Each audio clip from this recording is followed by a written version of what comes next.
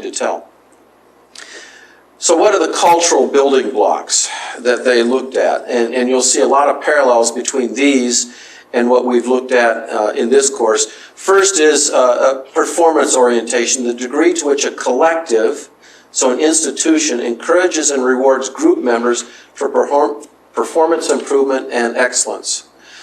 Now, this might include practices such as reviews of excellence and annual on a regular basis, and it's not just that, it's holding people accountable to develop in their performance. So I can think again of Wheaton. Every year we have an annual faculty report. To date, I've not heard of anything negative ever happening from those reports, nor anything positive, and I know several faculty wonder whether the reports are ever read. As a department chair and now as an associate dean, I can guarantee people those are read, but then things such as tenure also come into the equation as to how you coax faculty along who are underperforming. When you're looking at countries as a whole, the country that rated highest of the European countries, this is not of all countries in the world, but of the European countries was Switzerland. The country that rated lowest was Greece. And when you think about Greece's economic problems, this perhaps fits right into this, because this performance orientation demands a certain level of expectations. I can say in what way, if we were to look at individual states here in the United States, how might Illinois stack up? As a long-term resident of this state, I would suspect Illinois would be close to the bottom of the barrel when it comes time to look at performance improvement and excellence for state employees vis-a-vis other states in the United States. Second is assertiveness. You could see this as a form of power distance, though power distance comes to play as an individual value. The degree to which individuals are assertive, confrontational, and aggressive in their relationships with others. Portugal was the lowest. It'd be interesting to know how that ties into Portuguese colonies, such as Brazil, Mozambique, Guinea-Bissau, Angola. And how it'd be interesting to think through Greece, Switzerland, Albania. Portugal is the only one that had colonies. And it'd be interesting to think what the colonial legacy of these is. And Albania was the highest of the countries that were measured in the European setting. Future orientation. This is parallel to Hofstede's long-term orientation versus short-term orientation, which we haven't discussed separately in this course. Are you looking at something way down the road, or are you looking at something immediately? The Chinese are very well known and have the highest measure of long-term orientation of any society in the world. Apply that, for example, to Taiwan. When are the Chinese going to give up on saying Taiwan is simply a district in China? The short answer is never. They know the U.S. has a very short-term orientation. They're not necessarily aware of Hofstede at all. They just know the U.S. has a short attention span. How many years will it be before the U.S. says we don't care about it anymore? Keep in mind that they've got a model in Hong Kong where they've seen the British eventually let go of something that they had claimed as theirs. And when you look at this, Austria has the longest future-term orientation and Poland has the lowest. The extent to which individuals engage in future-oriented behaviors, such as delaying gratification, planning, investing in the future, and this would be through retirements, through pensions. How much do people put aside? How much do they think about retirement in terms of what they need to do for it, not just whether they're anticipating the state is going to take care of them or not. A new value is humane orientation. You have to be careful with this. It doesn't mean West Germany is inhumane and that Ireland is humane, but it's an orientation to which a collective encourages and rewards individuals for being fair, for being altruistic, being generous, caring, and kind to others. So a friend of mine started a business in Bulgaria as a missionary. The business is called Welcome to Bulgaria, and as part of the business model, once a month, every employee gets a full day off to engage in some form of ministry.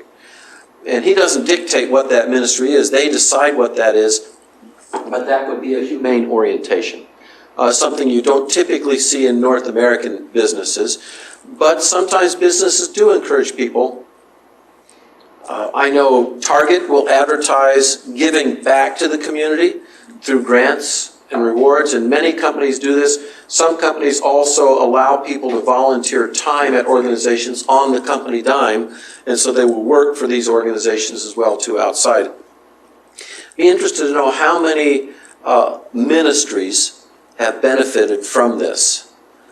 That a corporation like Target or Chick-fil-A or Walmart or someone like that, and I don't know what the separate corporate policies are for these, but that would be exemplary of a humane orientation, and Ireland rated the highest and West Germany rates the lowest.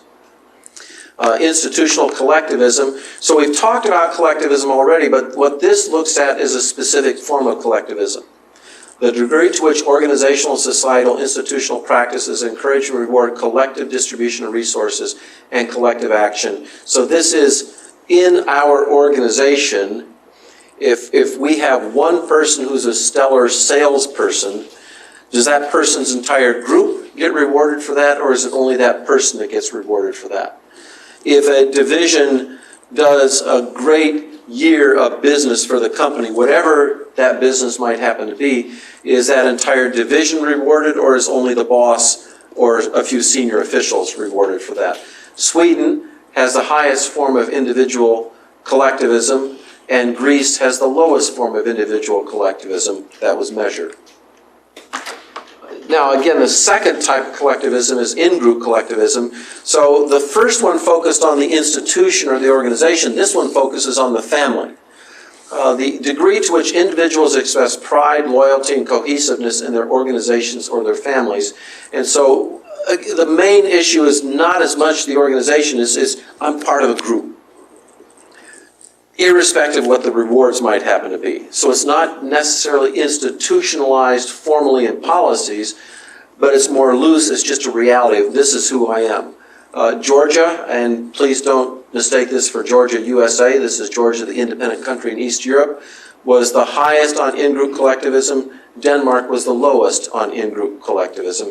You would expect countries that are more individualistic would be low on this, and countries that are more collectivistic, using Hofstede's rating, would be higher on this. Hofstede does not distinguish between these two types of collectivism, however. And so this gives us a better nuanced picture of what we mean by collectivism. Third is gender egalitarianism, the degree to which a collective minimizes gender inequality. The East European countries did much better than the West European countries did on this. So Hungary was the highest of the countries, and Spain was the lowest of the countries. Spain would have a larger gender role separation. Hungary would have a much smaller gender role separation in terms of how they handle male and female roles. Power distance, which of course we have studied in this course, the degree to which members of a collective expect power to be distributed equally. Russia, and perhaps not surprisingly, I remember hearing, and I've never seen it verified, maybe not even hearing, I may have even seen it in print, but when communism fell and Russia came up for grabs, there were roughly 8 families across the country that were able to take the reins of power, and they really run the country right now. The Netherlands, on the other hand, expects things to be created equal. So you can bet in Russia, the idea of having focus groups, talking things out, finding out what the people believe before you make a decision is not valued the way it would be in the Netherlands.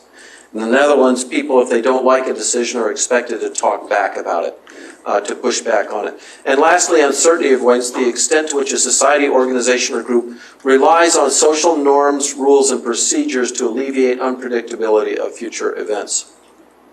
It's interesting seeing East Germany here, and the split was in what was former East Germany and in what was former West Germany, because they do express different sets of cultural values as a result of the 50-year separation they had between the two countries. The 40-year separation they had between the two.